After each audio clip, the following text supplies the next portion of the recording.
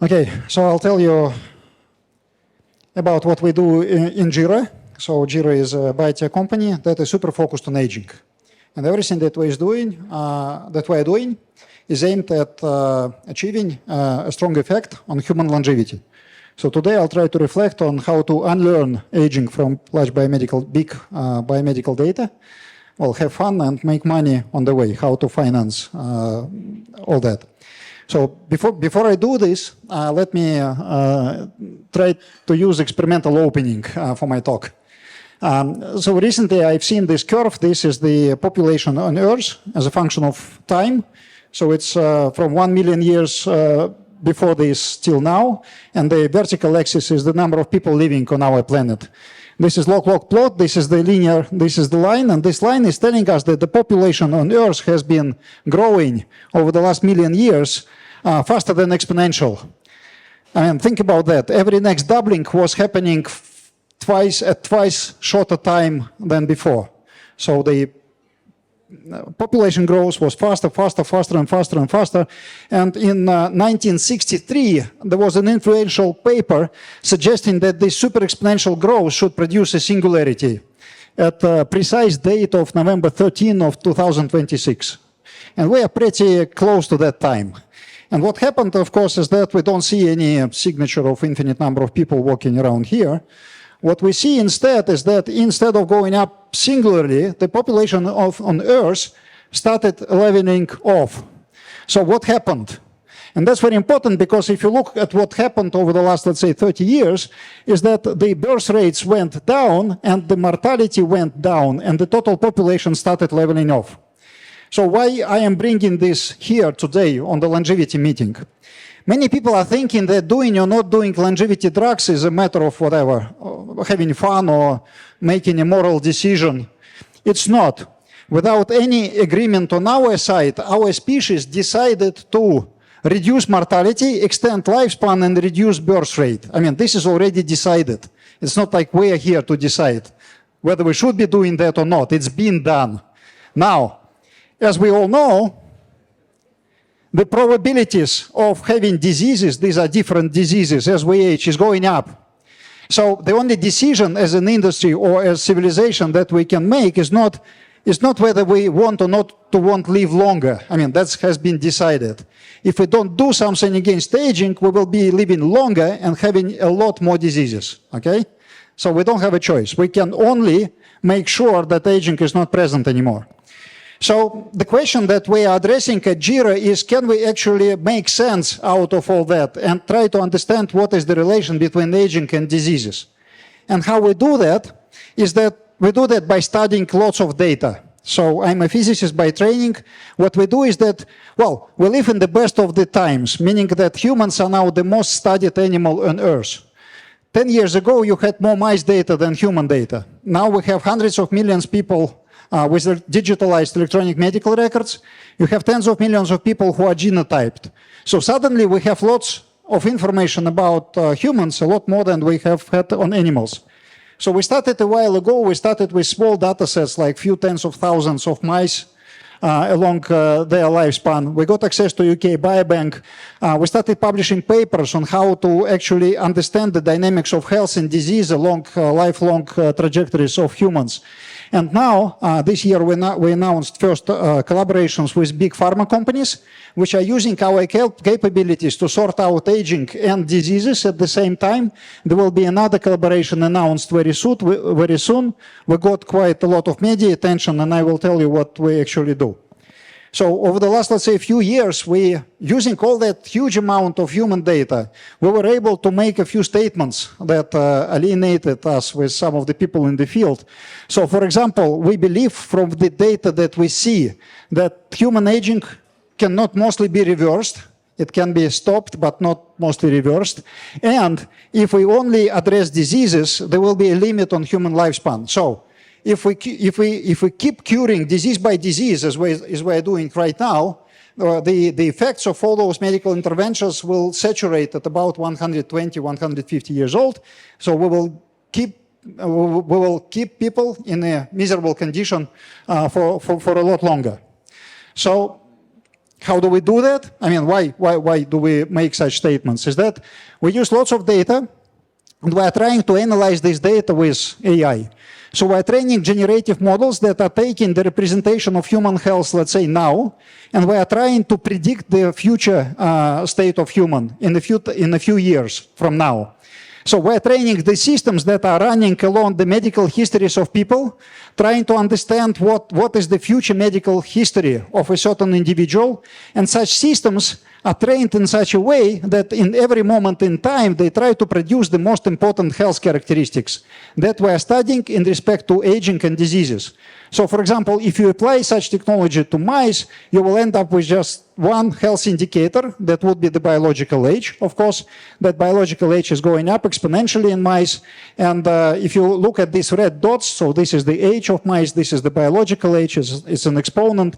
The red dots here are the animals that are too sick to live in the lab. So scientists are killing these animals because they are too sick. So you can see that if you do the machine learning on mice data, you will find that mice literally die of advanced biological age in the lab, right? They hit the ceiling and they are dying.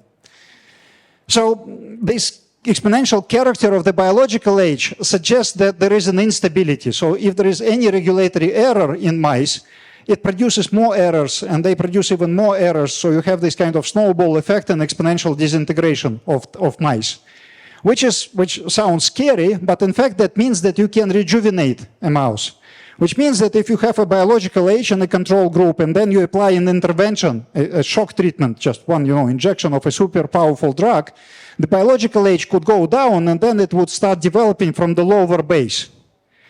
And this is, ladies and gentlemen, precisely what we see in experiments. So when we test our drugs in mice, so this is the biological age, this is the age, this is the control group and the treated group. If you have just one injection between the first 2 points, you can see that we already have drugs right now that can reduce the biological age in the treated group. No intervention whatsoever. I mean, there is no drug in the circulation. And you can see that the treated group is always below the control. So this is the future to come. So we and other teams have now experimental interventions that can reduce biological age, and the effect will never disappear in animals.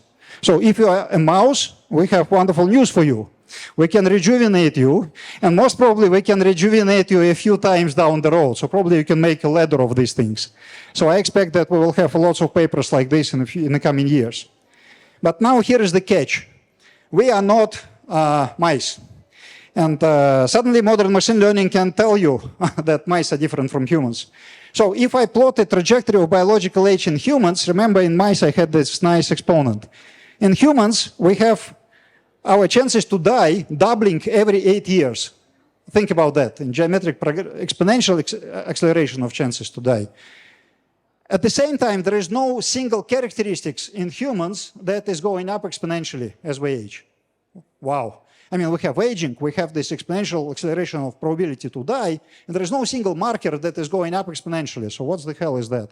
So this is just the trajectory of a typical blood marker, no exponents everywhere. You can see growth, you can see aging, but you don't have exponents in the signal. So we studied this and published a bunch of papers. We've seen that in humans, instead of going up exponentially, our physiological indices are fluctuating. So humans are stable, we don't amplify errors. And interestingly enough, our ability to recover from stress is degrading as we age. From experience, you may know that young people can go to party on Friday and pretend to work on Monday.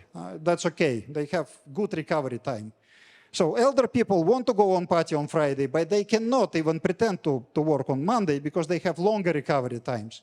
We can measure this from real human data. So this is the recovery rate, one over the recovery time. You can see that the recovery rate is going down linearly as we age. So the recovery time is increasing, which means that even if you are totally healthy, if you are 150 years old, your recovery time will be infinite. You will be dead anyway. So this is the signature that humans, contrary to mice, have maximum lifespan.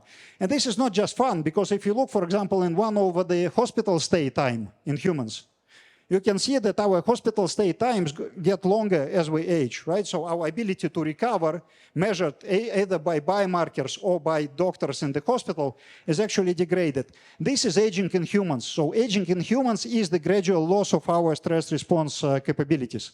So you can think about this like this. So imagine that the horizontal axis is your favorite aging indicator, C-reactive protein or something like that.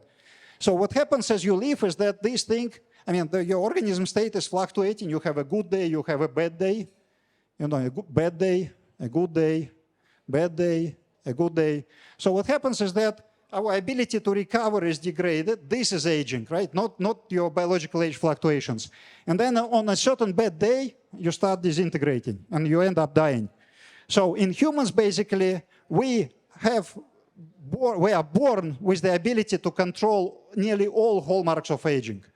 Our biological age is fluctuating. We are born to be naked mole rats. We cannot disintegrate. And then as we age, our ability to recover degrades, and we end up being mice. So we start disintegrating and die. So with that, we have two aging phenotypes, not one. In humans, you can be aged and not frail. Okay? You can be very old and still be reasonably healthy. Or you can be less aged, but already frail, like developing many diseases. So you have frailty, which is one thing, like multimorbidity, and aging. So aging is when my nose is going larger as I grow old, right? Things that do not cause diseases, but are signs of aging. And at the same time, there is frailty, which is multimorbidity. So there are lots of companies that are working in the frailty space right now. Most longevity biotechs are working against frailty. So they develop drugs against late life phenotypes that are associated with total loss of stability and multiple morbidity. So that thing, which is frailty, can be reversed, as I have shown you with mice, and it can yield maybe another 10 years of life. What's most important is that those 10 years of life would be past your health span. You will make last 10 years of life into last 20 years of life. Whereas there is another thing which we are calling true aging, we have not yet decided for the name, which is the whole life phenotype. It has nothing to do with this late life mortality and morbidity. It's thermodynamically reversible, but can be stopped. But if it's stopped, it can produce multiple life extension in humans. This is our target. So most of the longevity industry are working there. There are diseases, there is reimbursement, there is business model and everything else. And we're working here because this is the only way to produce an effect that is not incremental, but multiple-fold effect on human longevity.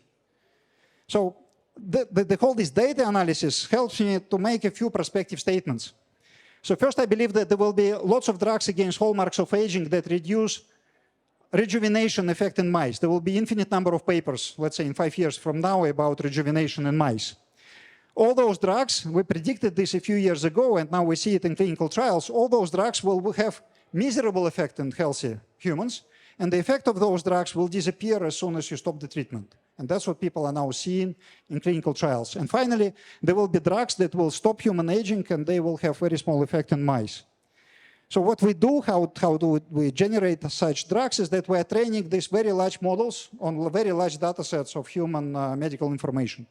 These models output biological age, and these models also output probabilities of failures in functional systems in human body. Those functional systems are associated with diseases. So we really decompose human health on aging, effects of aging, and effects of diseases.